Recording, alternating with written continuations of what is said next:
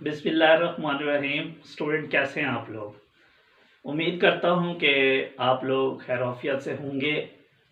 आज जो मैं आपको काम करवाने लगा हूं ये हमारी है एग्जाम्पल नंबर 5 और इस एग्जाम्पल नंबर 5 में हम लोग डिटरमाइन करने वाले हैं एक अननोन कंपाउंड का एम्पिरिकल फार्मूला और फिर उस एम्पिरिकल फार्मूले की मदद से हम इस कंपाउंड का डिटरमाइन करेंगे मॉलिक्यूलर फार्मूला। अगर आप लोगों ने मेरे लास्ट लेक्चर देखे हों तो मैंने उनमें बताया था कि आप लोग किसी भी कंपाउंड का अगर मॉलिक्यूलर फार्मूला डिटरमाइन करना चाहते हो तो सबसे पहले आपको उस कंपाउंड का एम्पिरिकल फार्मूला पता हो और दूसरा n की वैल्यू पता हो और वो n की वैल्यू मैं आपको कैलकुलेट करके दे दूंगा। तो इस तरीके से हम किसी भी अननोन कंपाउंड का बच्चे मॉलिक्यूलर फार्मूला फाइंड कर सकते हैं। तो चलते हैं हम एग्जाम्पल नंबर 5 की तरफ। अच्छा, याद रखना मैं अपने पिछले लेक्चर्स में सभी में अपनी लास्ट एग्जाम्पल नंबर 4 में भी मैंने कहा है कि एम्पिरिकल फार्मूला फाइंड करना है तो पहले उस कंपाउंड के अंदर मौजूद जितने भी एलिमेंट्स हैं उनकी आपने उसे क्या बतानी है, परसेंटेज। और ये परसेंटेज मोस्टली एग्जामिनर आपको खुद ही दे देता है। जैसे इस एग्जाम्पल नंबर 4 में मैं जरा इसका डाटा पढ़ने लगा हूं। कहता है जी the combustion analysis of organic compound show it contain 65.44% carbon. तो बेटा सबसे पहले मैं नीचे लिखने लगा हूं जी गिवन डाटा उसने हमें क्या क्या दिया हुआ है। क्या दिया हुआ है जी? सबसे पहले परसेंटेज ऑफ कार्बन कितनी दी हुई है जी? ये है हमारे पास 65.44%। अगर कार्बन की परसेंटेज दी है तो बाकी एलिमेंट्स की भी दी होगी। दी हुई है जी, हाइड्रोजन की भी दी हुई है। Percentage of hydrogen is equal to 5.50%। Okay जी। तीसरा एलिमेंट भी है जी oxygen. Percentage of oxygen is equal to, बच्चे ये आपके पास उसने दी हुई है 29.06%। देखो बच्चे, आपको किसी कंपाउंड का एम्पिरिकल फार्मूला मालूम करने के लिए ये 3 चीजें काफी हैं। अब उसने साथ एक चौथी चीज भी दी हुई है, सिर्फ इसलिए क्योंकि वो आपको मॉलिक्यूलर फार्मूला भी पूछ रहा है। अदरवाइज एम्पिरिकल फार्मूले के लिए ये चीजें काफी हैं। कहता है बताओ इस कंपाउंड का एम्पिरिकल फार्मूला क्या है। जबकि इसी कंपाउंड का जो मैस है, मोलर मैस, वो है जी, मैं इसको हम मॉलिक्यूलर मैस भी बोलते हैं। Molecular mass of compound is equal to है जी 110.15 ग्राम पर मोल। चलें जी बच्चे, ये हमारा उसने ना हमें डाटा दिया हुआ है जिसमें इन एलिमेंट्स की परसेंटेज दी हुई है ताकि हम क्या मालूम कर लें, एम्पिरिकल फार्मूला।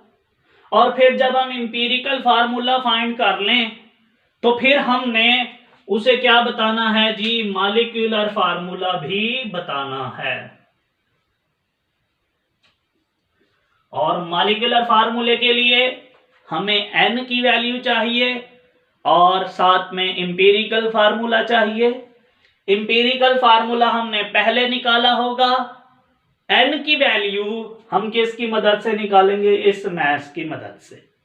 तो चलते हैं, सबसे पहले हम इंपीरिकल फार्मूला कैलकुलेट करते हैं। बच्चे, इंपीरिकल फार्मूला कैलकुलेट करने के लिए मैं फिर बार बार रिपीट कर रहा हूं, अपने पिछले लेक्चर्स में भी अब फिर रिपीट करने लगा हूं कि पहला काम आपने करना है परसेंटेज निकालनी है, वो उसने खुद बता दी है। नंबर 2, अब आते हैं इन एलिमेंट्स के नंबर ऑफ मोल्स या नंबर ऑफ ग्राम एटम। तो चलते हैं जी, नंबर ऑफ मोल्स निकालते हैं। सबसे पहले हम निकालते हैं number of moles of carbon. कैसे निकालने हैं number of moles of carbon? Carbon की परसेंटेज ओवर कार्बन का मास, एक्चुअल जो होता है। कार्बन की परसेंटेज कितनी है जी आपके पास? 65.44 ओवर 12। मैं इनके आंसर ना बाद में लिख देता हूं नीचे। सेम हम किसके निकाल लेते हैं? Number of moles of hydrogen. Percentage of hydrogen कितनी है जी? 5.50 ओवर, बच्चे हमारे पास हाइड्रोजन का मास कितना होता है? 1.008। इसके भी क्या आ जाएंगे? नंबर ऑफ मोल्स, वो मैं लिखता हूं बाद में। और नेक्स्ट है number of moles of oxygen. Percentage of oxygen कितनी है जी? 29.06 ओवर, बच्चे ऑक्सीजन का एक्चुअल मास कितना होता है? 60।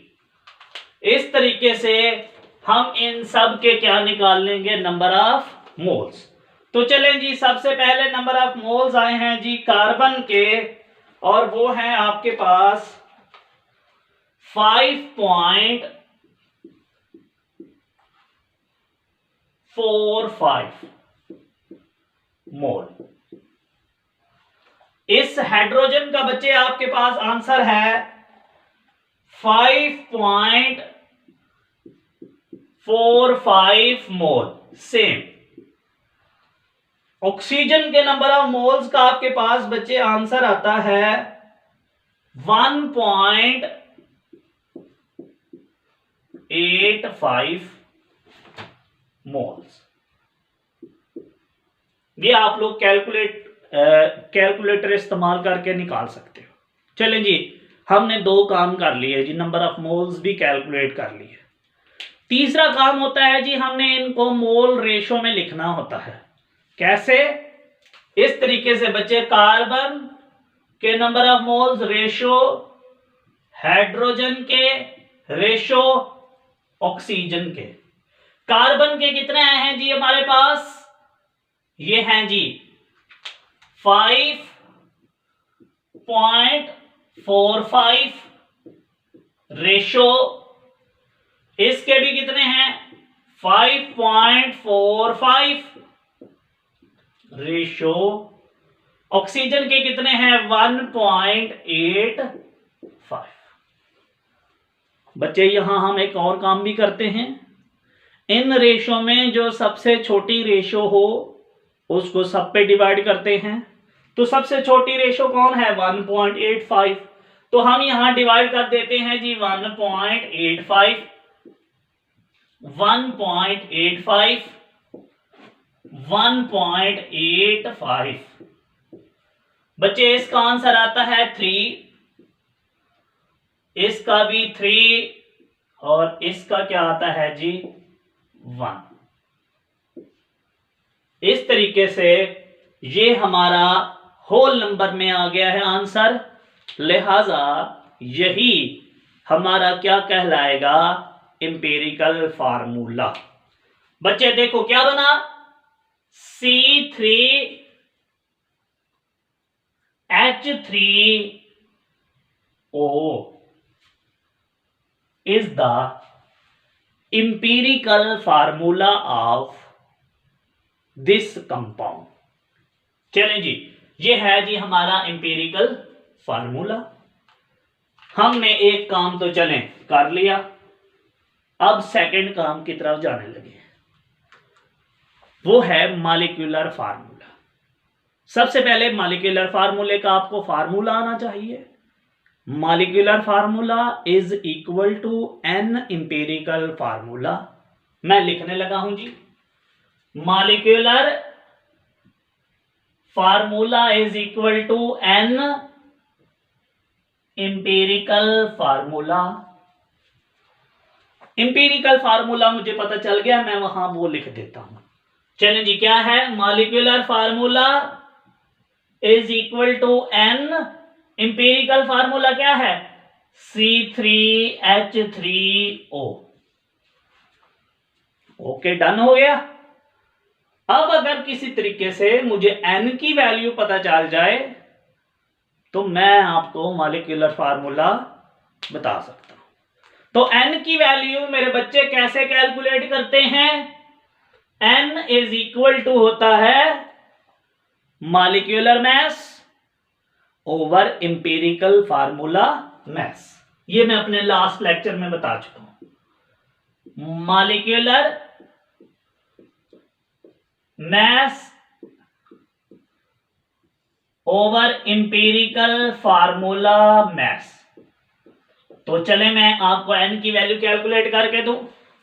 मॉलिक्यूलर मास उसने हमें दिया था, शुरू में मैंने लिखा भी था, ये है जी, क्या लिखा था जी 110.15 ओवर इंपेरिकल फार्मूला मास है। आप कैलकुलेट करना सिखाऊं आपको। ये है इंपेरिकल फार्मूला। एक कार्बन का मास जानते हो कितना होता है 12, 12 3 कितना हो गया 36। एक हाइड्रोजन का कितना होता है 1, 3 हो गए तो कितना हो गया 3, 12 3 36 और 3 39, 39 जमा ऑक्सीजन का कितना होता है 16। बच्चे आप 39 के अंदर 16 जमा करो तो मेरे ख्याल में जवाब आएगा 55। तो इस तरीके से हम नीचे डिवाइड कर देते हैं किस पे 55 पे, और गालिबन मेरे ख्याल में इसका जो आंसर है वो 2 आना चाहिए, और वो है जी आपके पास आंसर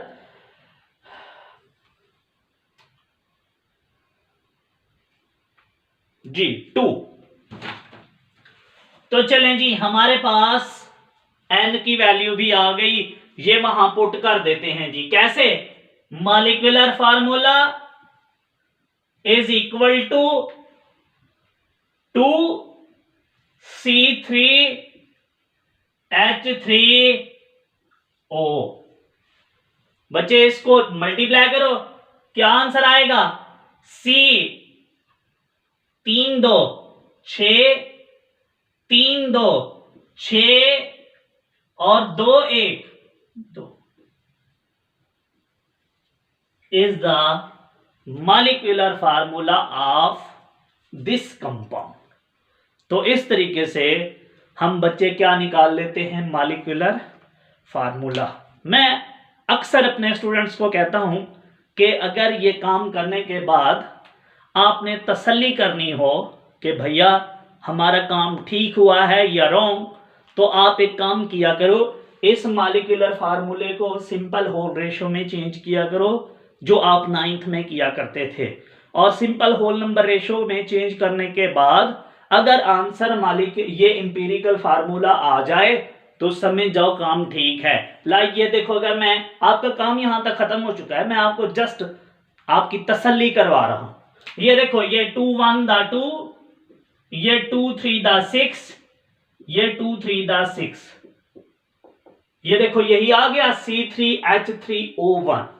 इसका मतलब है हमारा काम बिल्कुल ठीक है। तो मैं उम्मीद करता हूं कि आप लोगों को मेरी बातें समझ आई होंगी। इसको राइट डाउन कर लीजिएगा और 1-2 दफा खुद प्रैक्टिस कीजिएगा। बेहद आसान है, सिर्फ 3-4 काम हैं जो याद रख लो। और बच्चे इस दफ़ा आई होप सो अगर पेपर इजी हुआ तो molecular formula, empirical formula find करने के लिए वो ज़रूर बोलेगा। Best of luck. अल्लाह हाफिज़ जी। Thank you.